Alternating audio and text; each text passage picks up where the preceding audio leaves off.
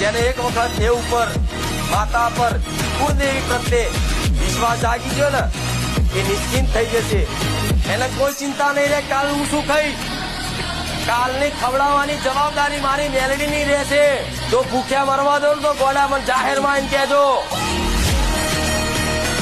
તમે જે વિચાર્યું નહીં હોય ને એના પહેલા તમારી બધી વ્યવસ્થા કરેલી ડાપે રૂપે.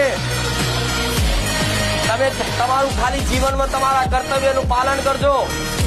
જે નોકરી ધંધો તમારી યોગ્યતા લાયકાત પ્રમાણે જે મળ્યું હોય ને, જે પ્રમાણે ભણ્યા હોય એ પ્રમાણની નોકરી ધંધો તમને આલ્યો હોય ને ભગવાને માતાજીએ, તો એ ધંધો છે ને ઈમાનદારીથી નિભાવજો.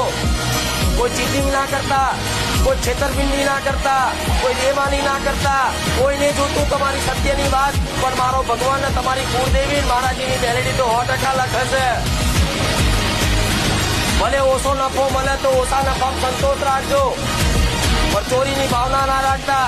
એક દાડો તમારી માં ગોળા એવા સુખના દાડા લાવશે ને કે તમારું ગાડું ઓટોમેટિક તમને એવું લાગશે કે માં હું કશું જ નહીં કરતો, પણ મારું જીવન ચમનું જાય છે મારી માતા જોડે.